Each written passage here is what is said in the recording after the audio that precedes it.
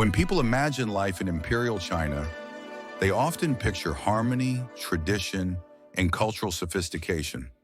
Flowing silk robes, disciplined scholars, elegant poetry, and strict moral codes dominate popular images of the Qing dynasty.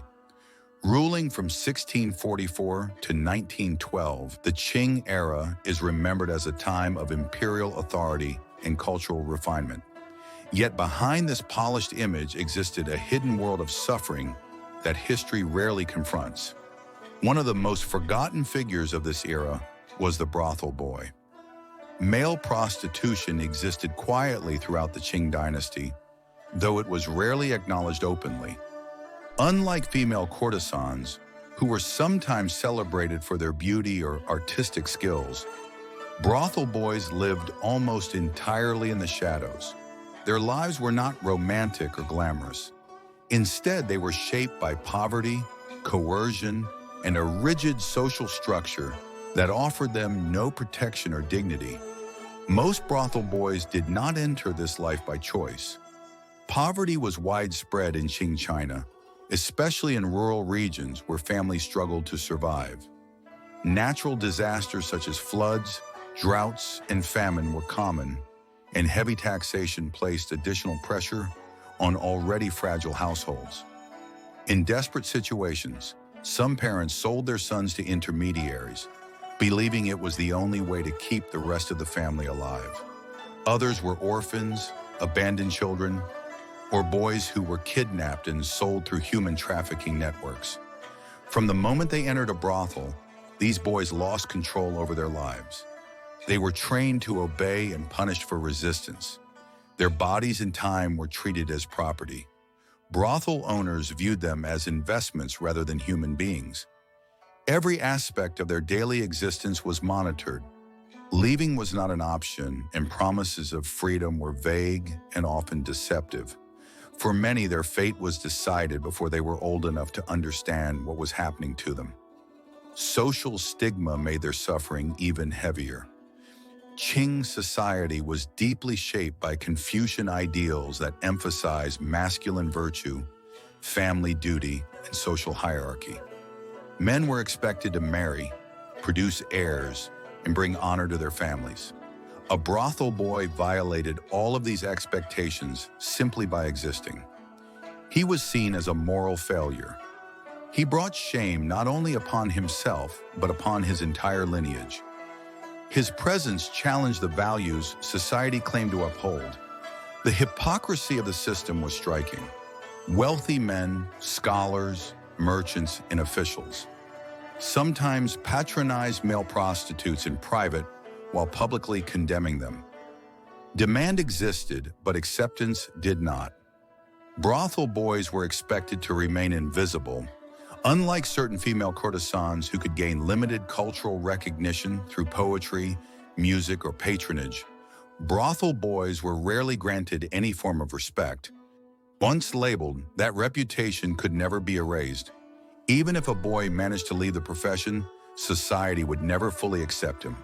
In Qing China, reputation was permanent. The legal system offered no protection.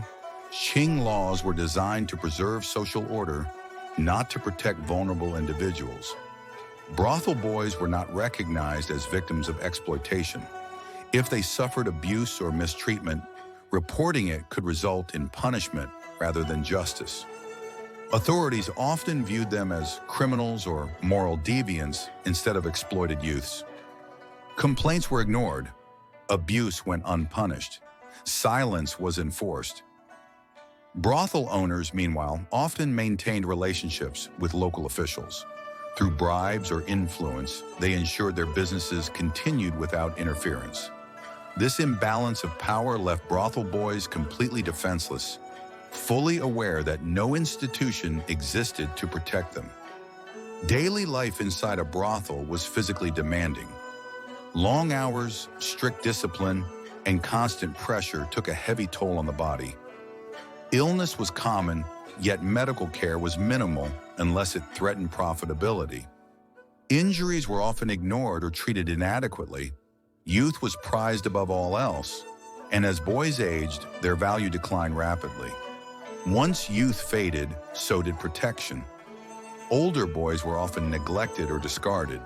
Survival depended entirely on usefulness. The emotional and psychological damage was even deeper.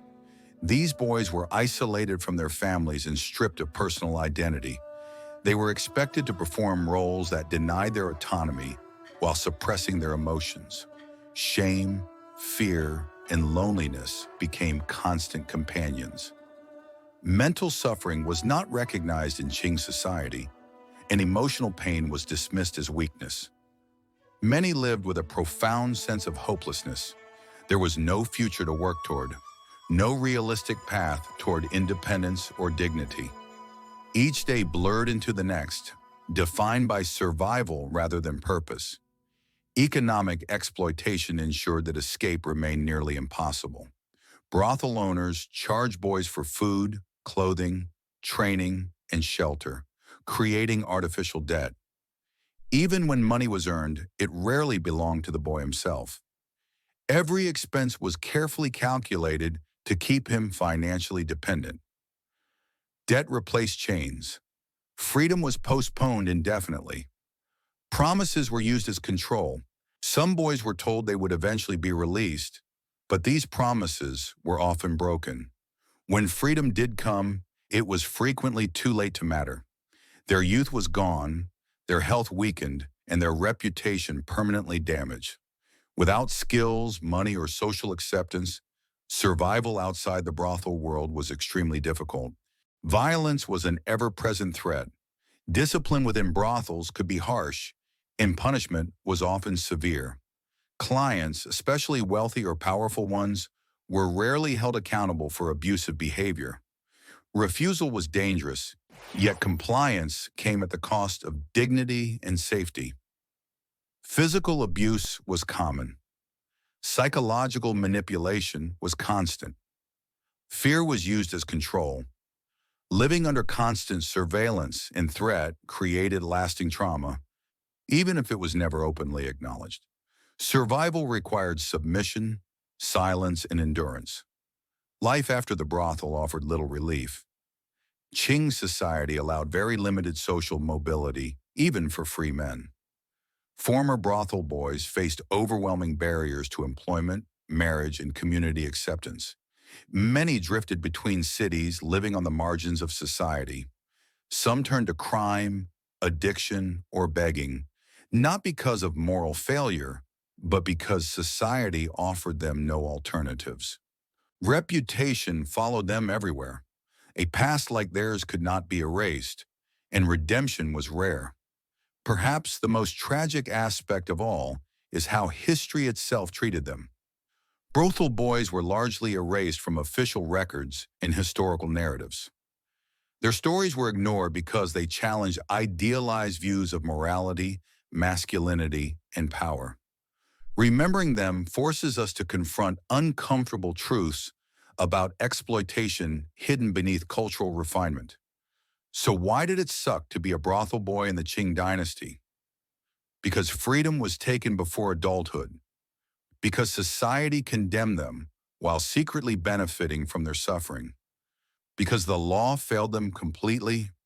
Because escape was nearly impossible.